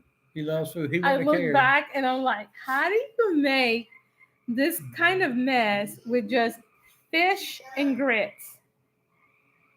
Fish and grits. Yeah.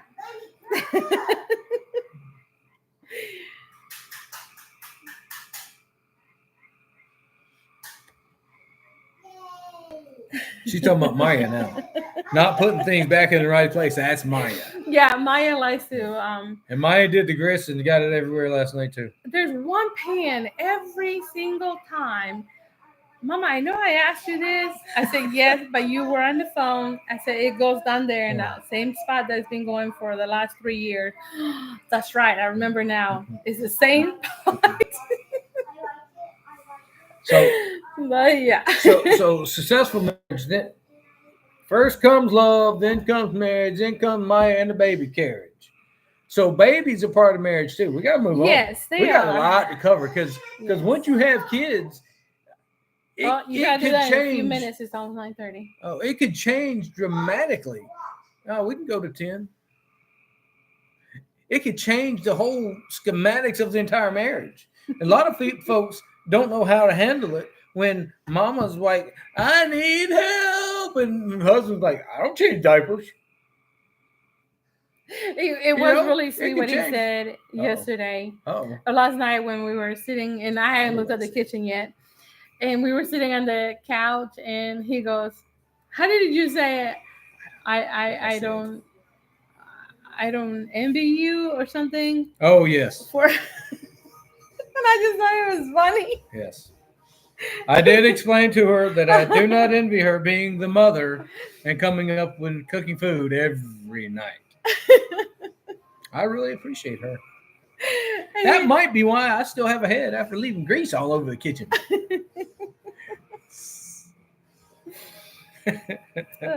Michael wants more chicken wings. I talked about that day when we went to the grocery store. I said, what should we have tomorrow? I said, chicken wings.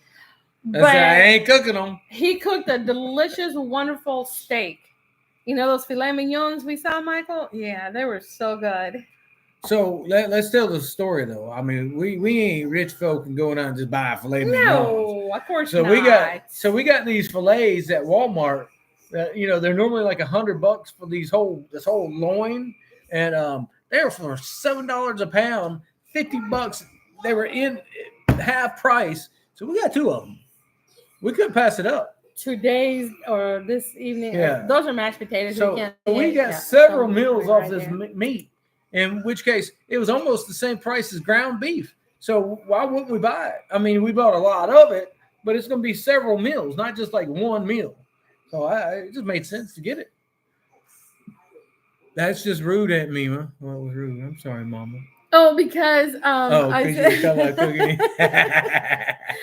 But okay, so I love Michael's steak. I will take his steaks. Very over, overwhelming. Huh? Cooking's overwhelming. Yes, it can be at times. Not for you. You're like a pro. I know. I am like Superstar. She's like what was that? That movie with. Oh, really? You're gonna put me in that? That's nasty. Oh, that's nasty. Then she cooks. That's her Secret preparation. ingredient. Now this superstar. This is disgusting. But anyways, I will eat his steaks over Roadhouse, Texas Roadhouse, over Outback, any of those. I love his steaks. He cooks the best steaks, and he always does it the way I like it. Overwhelming, I'm sure. Okay, so that tells me next time he has cooked steak. So was I? No, that's nasty. Yeah.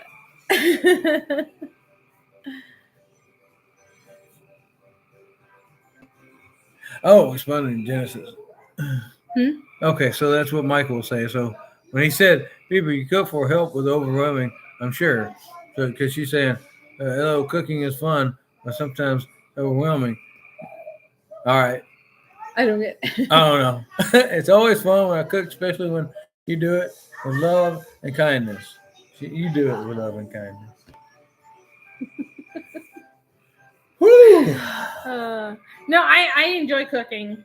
Sometimes, I'm like, just tell me what you want so I can cook it. I just want ideas. Just tell me what you want, what you really, really want. Did I just start singing? I'm sorry. Oh, my goodness. Oh.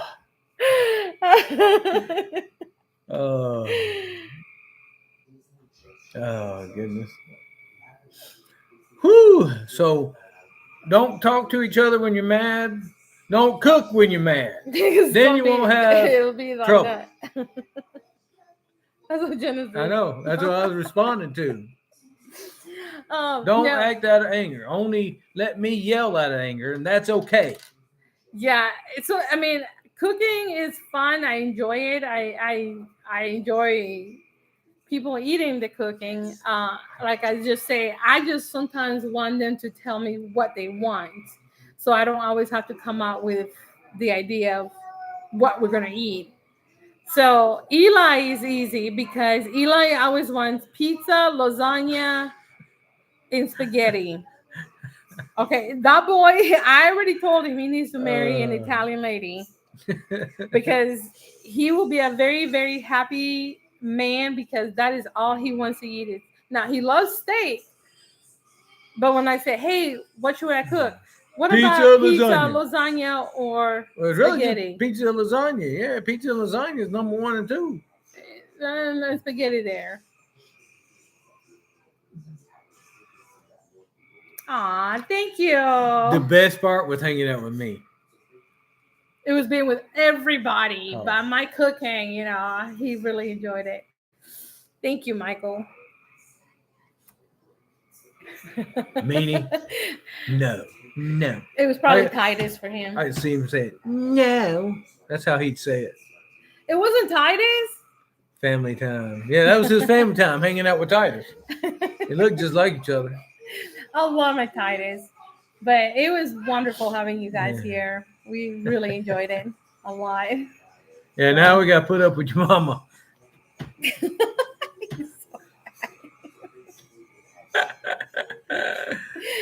Yes, in his laugh. Oh, that dog. I don't think I told you. I cleaned up your dog for you the other day. He slobbered all over your refrigerator. Well, what's the difference between little handprints that I'm looking at from here? Yeah, I'm. Donna, hey, mister. Hey, sister.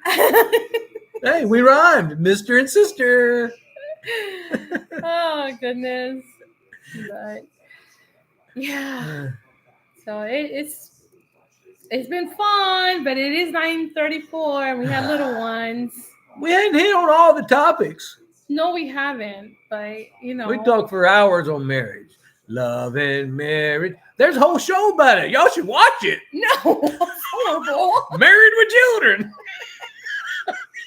That's where we learned everything. Really?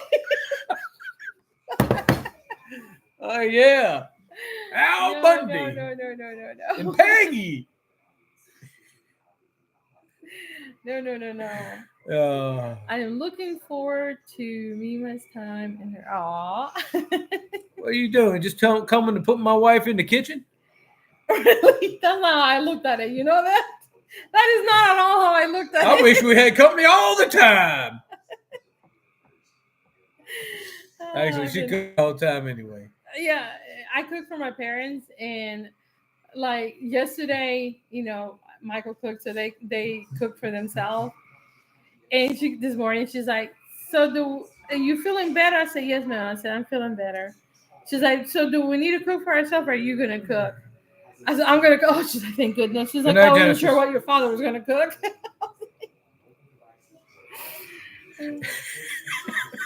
Jesus, worse. He's having a marriage. No, says spending time with me. All right. It's nice to see how you work together. Life is all about growing and learning. Yeah. It is, and it so is. Speaking of working together, we let's see, we worked together. We started in church working together, and then we got a job outside with at Kohl's up in Kentucky.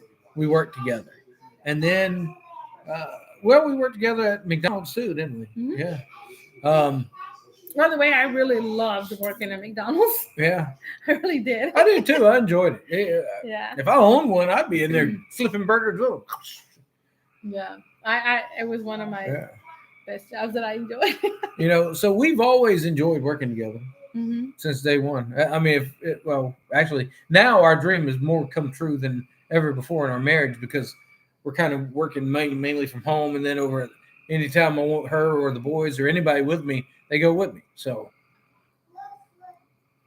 let's see here. Probably not. She's at Chelsea said you probably would enjoy it. Probably not. Back then I did though. Good night, Donna. Y'all have a good night. Oh, that ain't good. Sorry, Alan. Tell Alan good luck and be safe. I enjoy cooking when there's someone who enjoys eating it. Yeah. That's probably why I enjoy cooking because I